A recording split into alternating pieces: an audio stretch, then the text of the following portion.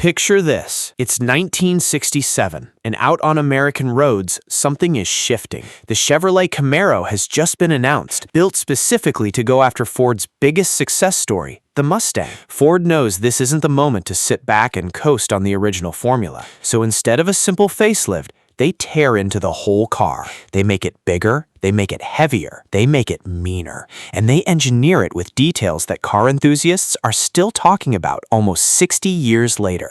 This is the complete story of the 1967 Ford Mustang Fastback, and by the time we're done, you'll understand exactly why this one specific model year became one of the most legendary cars in American automotive history. Fact number 1. This was the first true redesign the Mustang had ever received since it launched back in 1964 and a half. Up until this point, the Mustang had really just been refined year over year. Small tweaks here and there, but nothing structural. In 1967, that changes completely. Ford keeps the wheelbase exactly the same, at 108 inches, so the car's basic footprint on the road doesn't shift, but everything else grows. It gets wider, it gets taller, it gets noticeably heavier. Now, here's the question worth asking. Why would Ford intentionally make the car bigger and heavier when the whole appeal of the original Mustang was being light, nimble, and affordable? The answer comes down to one simple engineering need: space. Ford needed room in that engine bay for something that had never fit into a Mustang chassis before.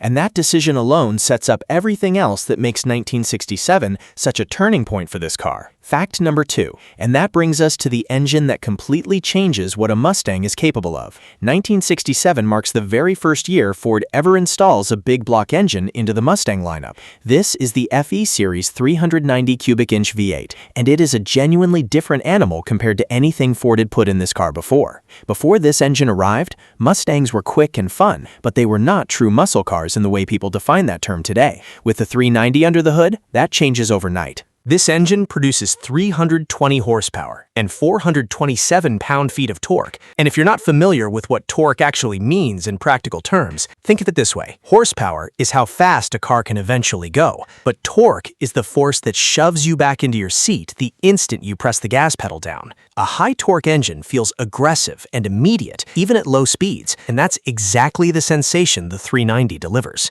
It's a cast-iron engine, built heavy and built tough, running a 4-barrel carburetor and a compression ratio high enough that it demands premium fuel just to run properly. This wasn't a car that just sounded powerful because of a loud exhaust note. It delivered brute mechanical force every single time the driver put their foot down, and that alone changed the entire identity of what a Mustang Fastback could be. Fact number 3. Now, if the big block wasn't exactly your style, Ford still offered a smaller and more balanced alternative: the 289 cubic inch V8. In this particular year happens to be the final year for the legendary Hypo version of that engine, meaning high performance. In GT trim, this engine produced around 225 horsepower, and on paper, that number looks small compared to the 390's numbers.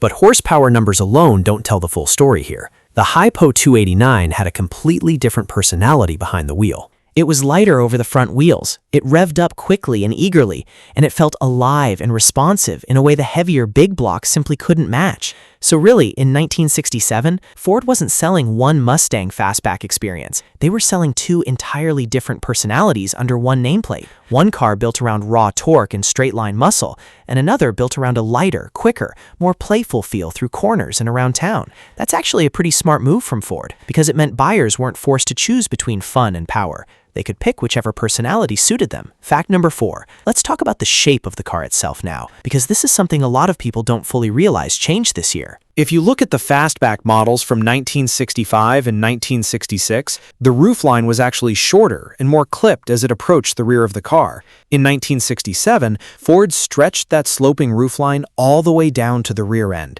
creating a longer, smoother, and far more aggressive silhouette.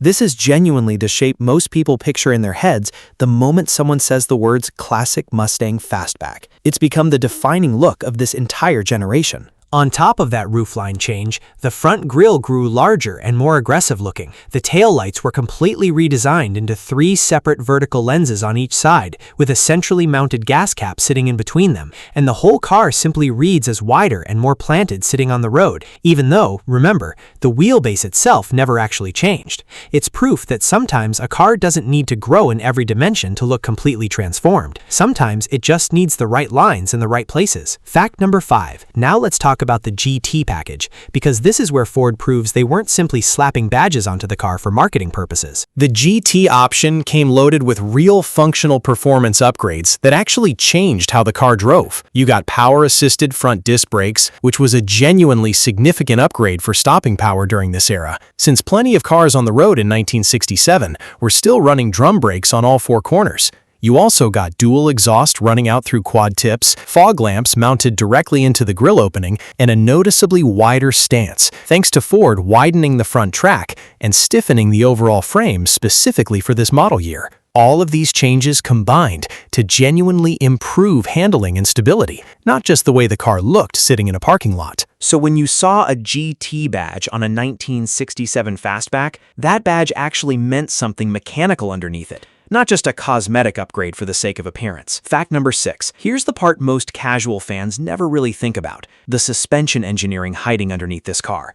And honestly, this is where things start getting genuinely interesting from an engineering standpoint. The front suspension used coil springs paired with upper and lower control arms, which for 1967 was a relatively modern and well-engineered setup. But the rear suspension used something completely different, and honestly something a little bit old-fashioned, even by 1967 standards. It ran a solid live rear axle suspended by leaf springs, which is essentially the same basic mechanical concept used on horse-drawn carriages generations earlier. Now, this setup actually worked incredibly well for straight-line acceleration and drag strip launches, which is exactly why muscle cars throughout this entire era leaned on this same basic design. But it came with a well-known mechanical weakness. Under hard braking or under aggressive acceleration on uneven pavement, the rear axle could actually bounce or hop slightly beneath the car, a phenomenon mechanics still refer to today as axle hop.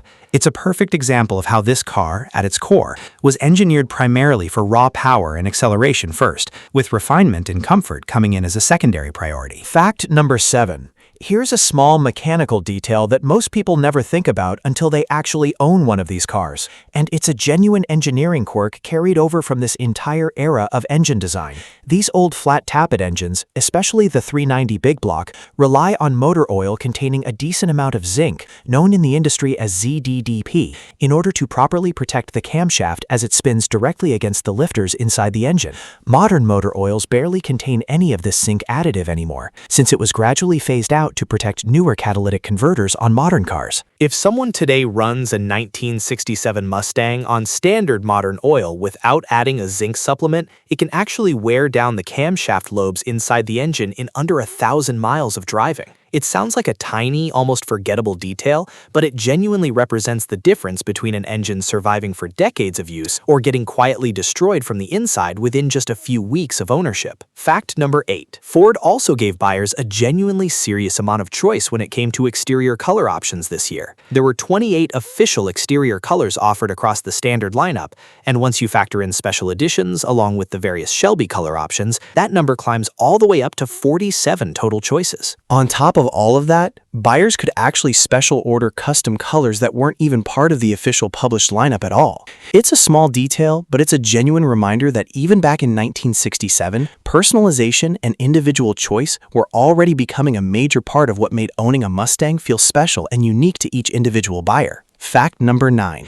Despite the Fastback being the more aggressive, more sporty-looking model sitting in Ford's lineup that year, it actually wasn't the model that sold in the highest numbers. The standard hardtop coupe significantly outsold the Fastback, largely because it was simply the more practical, everyday choice for the average buyer walking into a Ford dealership.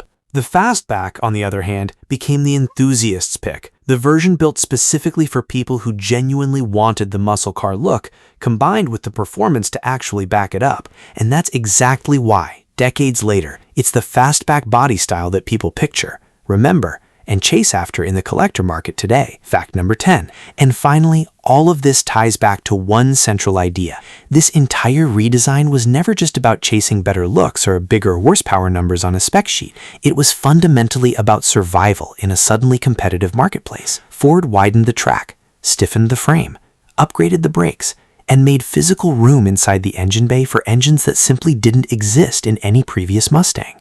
Every single change made throughout this redesign was a direct, deliberate response to new competition entering the market. And instead of playing it safe or shrinking back defensively, Ford came out swinging with a bigger, more powerful, more capable car. That's exactly why the 1967 Mustang Fastback isn't remembered as just another routine model year update. It's remembered as the exact moment the Mustang truly grew up and became a genuine muscle car.